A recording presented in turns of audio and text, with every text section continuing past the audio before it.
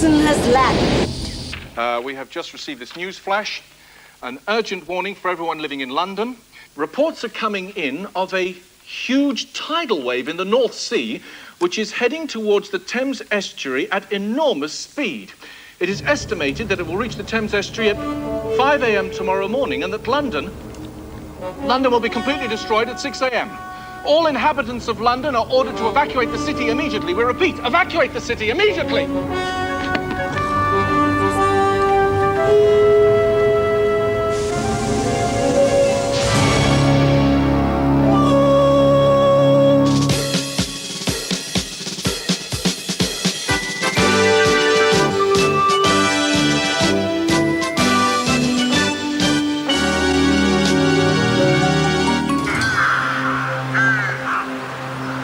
So, that's what this has all been about. Raising a tidal wave to destroy London? Why? I mean, who'd want to do a thing like that? Well, the Boneses, obviously. Yes, or whoever's behind them. Any joy with that combination code for the standing stone? It's not as easy as it was before. We're trying to fill the gaps in the programme from where it got damaged. We've done most of them, just one or two more to do. Right, keep at it. Back to the computer team. See you later. Yes. Now, if my suspicions are correct, that UFO on the news is the satellite that Simon has been telling us about. But if you're right, Jack, then there's no way that tidal wave can be stopped. That satellite obviously was the switch between the standing stone and the base on the moon. Yes. And since we can't go to the moon, we have got to get into the standing stone and try to switch off this weather weapon there. Right. The tidal wave hits London at 6 in the morning. That gives us 12 hours. No, less than that. Before it hits London, it'll hit the Thames estuary. What about the Thames flood barrier? Oh, tidal waves ignore flood barriers, I'm afraid, Simon. I'm certain that whoever landed in that satellite is the brains behind all this. You don't suppose it could possibly be... Ah, here you all are. I'm about to rehearse Frankie and Lizzie. Our scenes, Mr. Green. Anyone care to partake in a spot of drama? I think we've enough real-life drama just for the moment of misfortune.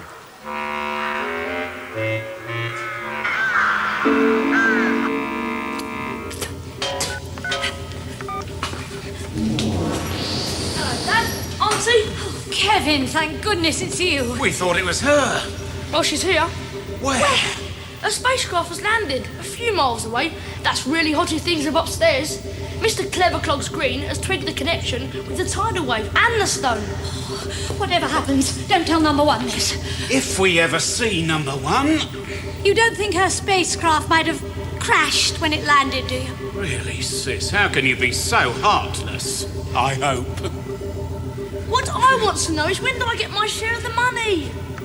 Shh.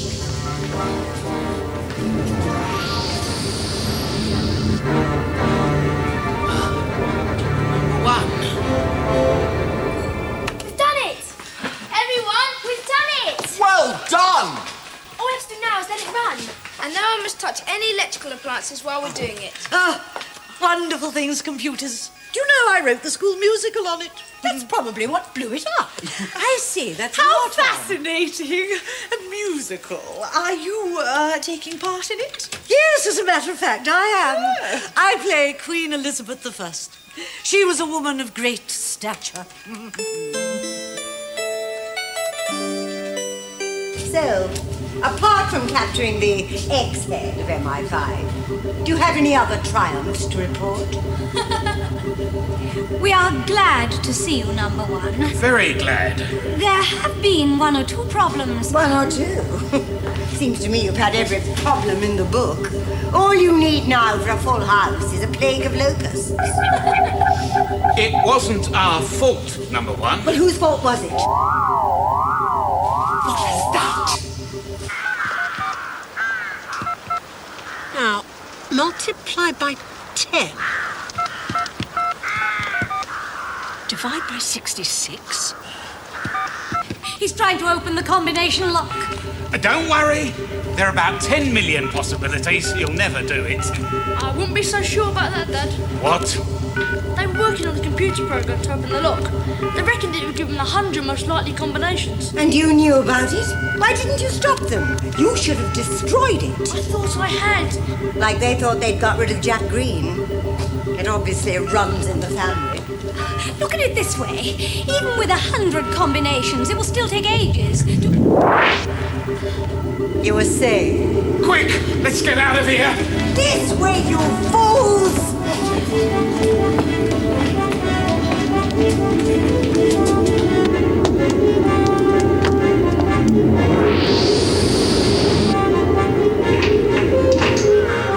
Be careful, Jack. They may have arms down there. And legs. This is no time for jokes, Roger. Sorry, miss. Right, I'm going in. Don't you think we ought to wait till the police get here? There's no time for that. The longer we wait, the nearer that tidal wave gets to the Thames estuary. Millions of people's lives are at risk. Are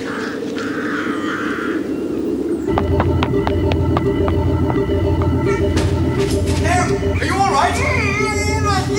Oh, good. All right, it looks safe to come down. But just in case, only Cynthia and Dorothy. Kate and Roger, you keep watch up there. Coming, Jack. Lead on, Miss Greco. After you. No, after you.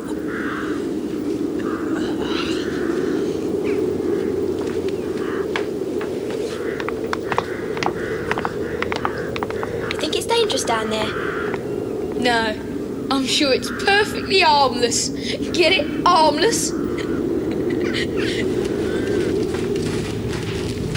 What an extraordinary place. Oh, sir! Who you're saying? This must have cost millions. I told you wearing that terrible cowboy outfit would get you into trouble, sir. They're going to destroy London. Yes, we know. Harrods! Right, Cynthia, you can take over. Do you think you can free the stone from the moon's magnetic pull? I'll have a go. Sir, you must tell me all about it. Well, it all began with a horrible triad and a soup. And then the Vixen appeared. The Vixen. So she is the one behind all this. I might have known. But how did they just vanish? Well, there's a back entrance to this place. Cynthia, how are you getting on? Any progress? No, I'm afraid not, Jack. If the Vixen designed this, she really is a genius. She's built in a different password for every operation. Well, why don't we get Kate and Errol to have a go on the computer? This is a far more sophisticated system than that combination lock outside. To solve this will take hours, perhaps days. That's just the sort of time we haven't got. I've had an idea.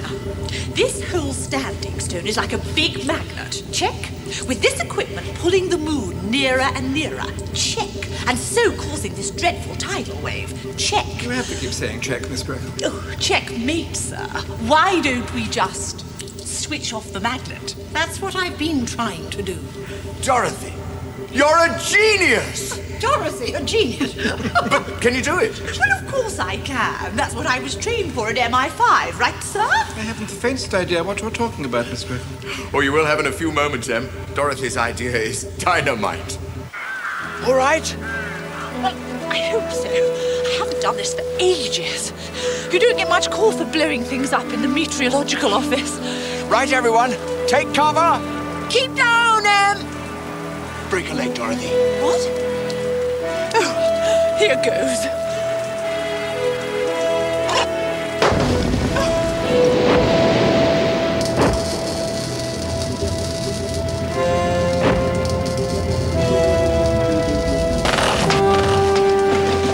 A little bit too much, do you think? No, perhaps not.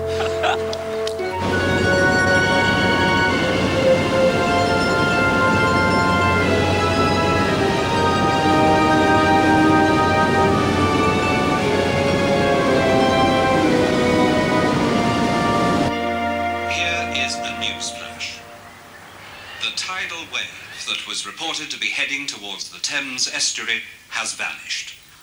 The danger is over. That is the end.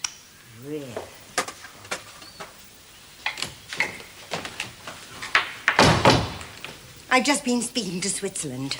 The money isn't in the bank. They didn't pay after all. They cheated me. They cheated me! You can't trust anyone these days. Still, at least London will have been destroyed. No, it won't. What do you mean? Well, it seems the tidal wave has vanished. We've just heard it on the news. What? It's that Jack Green. Jack Green. He's destroyed my tidal wave. I want my revenge. I want my revenge. I want him dead. that. I want his head on a plate. You could have that tomorrow evening. What do you mean? Well, now the tidal wave's gone, they'll relax. And tomorrow, the school play is on. What play? Frankie and Lizzie. It's the love story between Sir Francis Drake and Queen Elizabeth I. The script is awful. As for the acting, well... I don't want a review. Go on. Everybody be so busy with the play, they won't notice if we turn up, especially if we're in disguise.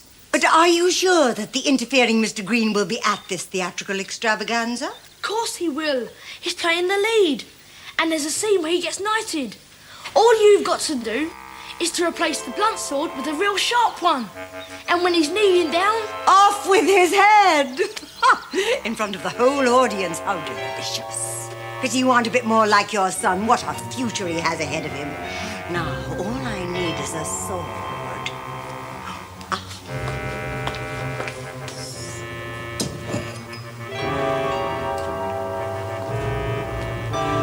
Arise, Sir Francis Drake.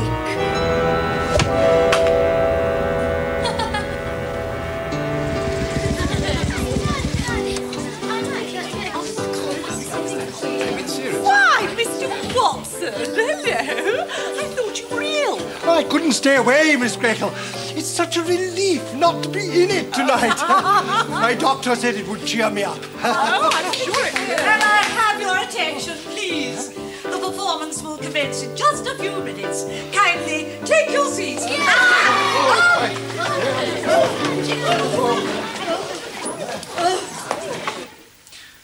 You know, it's a pity we don't have a sword fight scene together in this scene. Oh, why is that? Why? Because then I could show you how good I am at the fencing.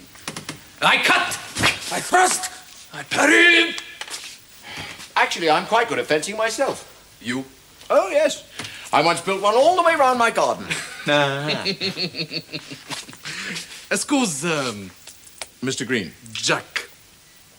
How come you have a better looking shirt than I do?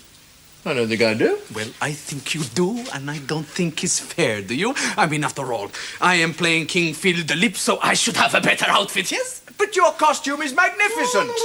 No, but this shirt of yours is, stunning. Mine is like something worn by the lowest gaucho in San Bernardino. But yours, the stitching... I say... I'm so sorry. Let's hope the stitching on the other sleeve is okay. Mr. Quavo. No, it's a disgrace. Actually, this is my shirt. That one's yours.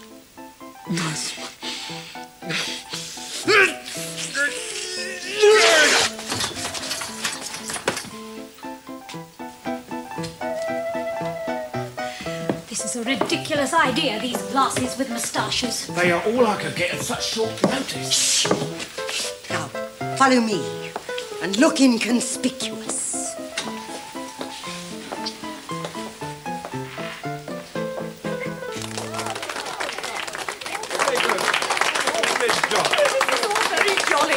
Yes, it takes me back to my school days. Oh, where were you at school, sir? Eton. Oh, my brother was at school there. Really? Well, near there. Slough. Start. Oh, sorry, right.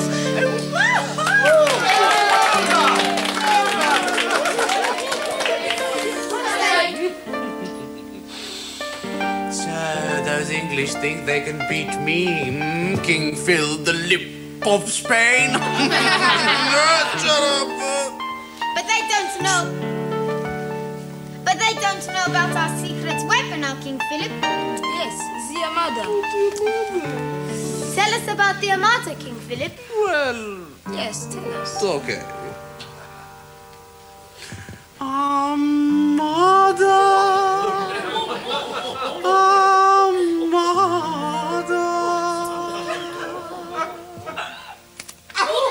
I'm other than anybody else. I'm tougher than a banyan, don't call me Spanish onion. I'm other than anybody else. He's harder, he lives fighting Granada. of Spain is gonna get a pain when I clack my castanets in his face. When I sail the Spanish Main, I'll have ships in every lane. Harder than anybody.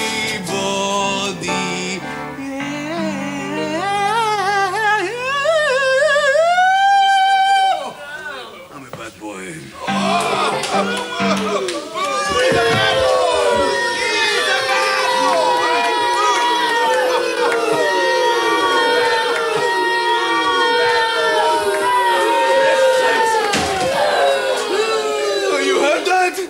They boo me! Well, of course, it's part of the plot. They boo the villain and cheer the hero. Oh, don't give me that. I know a boo when I hear one. They boo me because they don't like me. Ah, jolly good. Well, I'm on in a few minutes. I must go and get ready. Me. Why? People hate me. They bash me with doors. They cover me with food. And now they boo me. I, who has such a wondrous voice. Well, I have had enough. This is the last straw. There's going to be no more messing with the one and only Jose Rodrigo Antonio Ricardo Chihuahua Don Cuervo, the 89th. The worm has turned.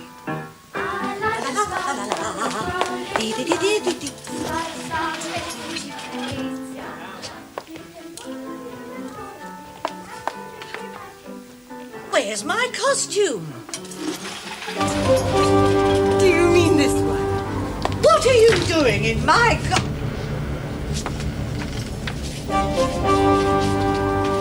And now, how to get ahead in the theatre? And it's just, you can pause, you can open, you can rest, you can rest, you can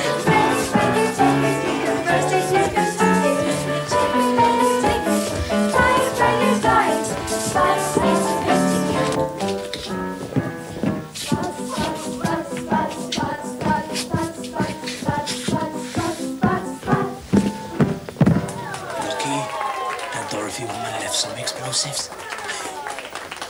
I show them. They're going to laugh at me on the other side of their face.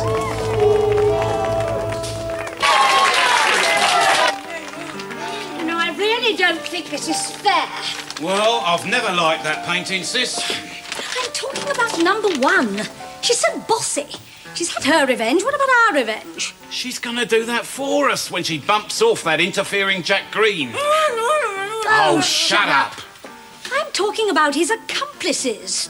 Snotty Bird Bath, those two ex-spies, that horrid little Simon and Kate. I want to see them suffer. They are suffering. They're sitting through Miss Fortune's musical. Shut up. Let's go and watch. Sis, we're on the run. It's not the time to be seen sitting in an audience. We can watch from the wings. They'll not notice us there. All right, but just in case, What? put on your disguises.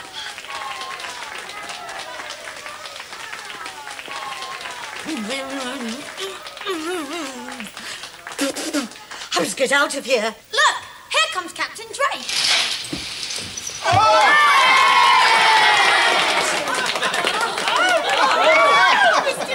How goes it with the Queen, Captain? Ah, the Queen! Her very name brings joy to my heart. Let me tell you about it. Lizzie, Lizzie, Lizzie, you got me dizzy, dizzy. My heart gets in a whirl. Though you are my queenie, you can be such a meanie, my royal Lizzie girl. You set my soul on fire, I'm burning with desire. I need water to quench my thirst.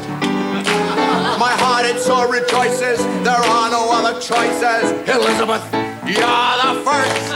Aha!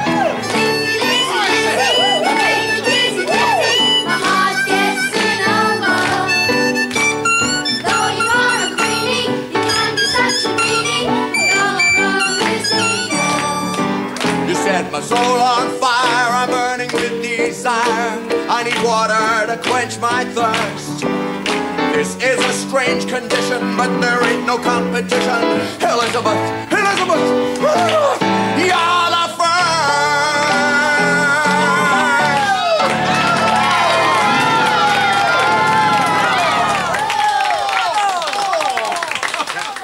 going well, isn't it? I must say that Jack Green is rather good. Blast him. Is this a bit where she chops his head off? Shut up, son. You don't want to ruin it for everyone.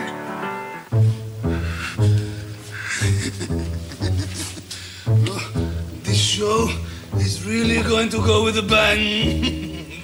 From her golden carriage near, the Queen is now alighting. It is her gracious duty now to do a bit of knighting.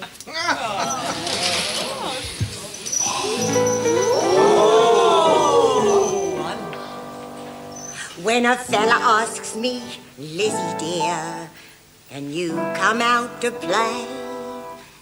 I has a think, I gives a wink, and then I simply say,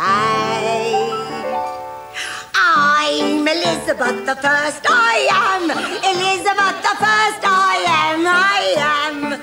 All decked out in me ermine and pose, I'm number one of all the England's girls.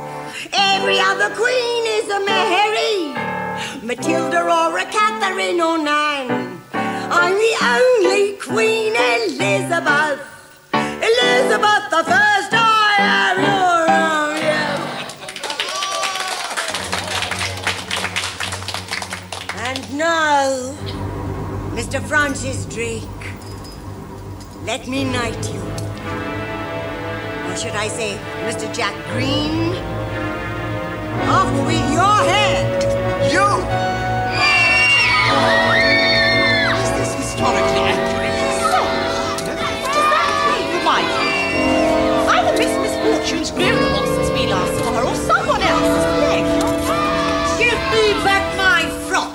Good heavens, it's the Vixen. The Vixen? She said she would chop its head off. She said she would. There, Kevin. Oh! Here to see the show? It's a tragedy. Now!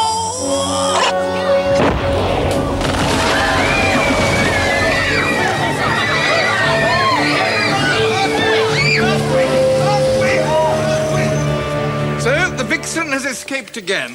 Oh, she won't get very far, sir. Never underestimate that woman's cunning, Miss Greco. She'll be in a very subtle disguise. Well, when last seen, it wasn't very subtle, sir. What do you mean by that? Well, she was disguised as Elizabeth I, sir. She was in a play, Miss Greco. That Mr. Green remained very cool and calm. Lucky it wasn't you, sir. You'd have lost your head completely. I suppose we'll have to go through schools now. It won't be the same as here. Miss Fortune says she'll take over running the school.